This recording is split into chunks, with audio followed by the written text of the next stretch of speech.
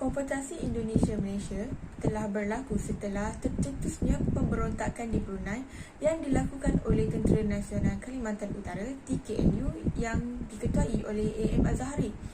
Hal ini timbul kerana isu penggabungan Singapura, Brunei, Sarawak serta Borneo Utara yang kini digelar sebagai Sabah ke dalam Persekutuan Malaysia. Penentangan tersebut berubah daripada penentangan secara diplomatik kepada konfrontasi bersenjata.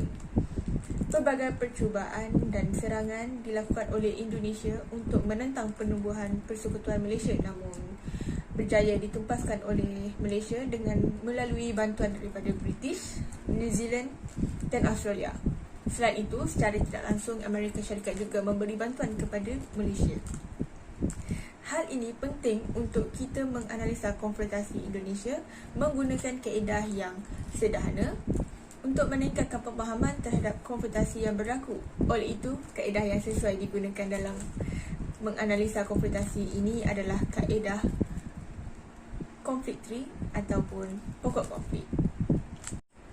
Pokok konflik ataupun konflik tree terbahagi kepada 3 bahagian, iaitu bahagian root, bahagian trunk and branches. Pada bahagian root menunjukkan kepada causes of the problem, and then pada bahagian trunk menunjukkan kepada core problem of the conflict, and then bahagian branches pula merujuk kepada consequences ataupun impact kepada konflik tersebut. Jadi berdasarkan kepada pokok konflik, kita dapat menggambarkan bahawa masalah utama konflik ini adalah pembentukan Persekutuan Malaysia. Di bahagian akar, ia mewakili penyebab konfrontasi di Kepulauan Borneo yang bermula daripada penggabungan negara Singapura, Sarawak, Brunei dan Sabah ke dalam pembentukan Persekutuan Malaysia. Presiden Soekarno menyatakan tindakan penggabungan dan pembentukan tersebut merupakan ancaman buat mereka yang didakwa sebagai taktik British menggunakan Persekutuan Malaysia untuk memperluaskan kuasa mereka. Soekarno juga mendakwa bahawa tindakan tersebut merupakan tindakan berbentuk neo-kolonialis dan imperialisme British. Selain itu, konfrontasi ini juga berlaku disebabkan penentangan terhadap pembentukan Malaysia yang dilakukan sebelum pengungutan suara orang Borneo diumumkan. Soekarno menganggap tindakan Tunku Abdul Rahman yang menandatangani Perjanjian London pada 9 Julai sebagai mengkhianati kepercayaannya. Penentangan terhadap pembentukan ini telah membawa kepada pengisytiharaan kempen Ganyang Malaysia pada September 1963 oleh Soekarno. Ganyang Malaysia sekarang juga hidup Indonesia! Sekaligus berlakunya konfrontasi bersenjata di kawasan Kepulauan Borneo pada 1964. Tambahan lagi, terdapat dakwaan bahawa konfrontasi ini berlaku kerana Soekarno ingin meluaskan kuasa jajahan Indonesia. Malah beliau juga menginginkan Borneo Utara menjadi sebahagian daripada wilayah Kalimantan.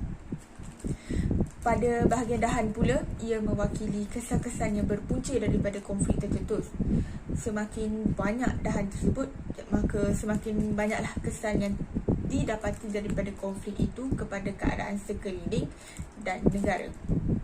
Konfrontasi Indonesia telah menimbulkan masalah seperti mengancam keselamatan penduduk Kepulauan Borneo, terjejasnya hubungan antara beberapa negara seperti Filipina, Indonesia dan Malaysia.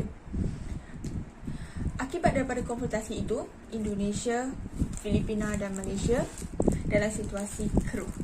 Serangan demi serangan dilakukan ketika dalam pimpinan Soekarno. Malah Soekarno menghendik Amerika Syarikat ketika diugut untuk menghentikan saluran bantuan kepada Indonesia.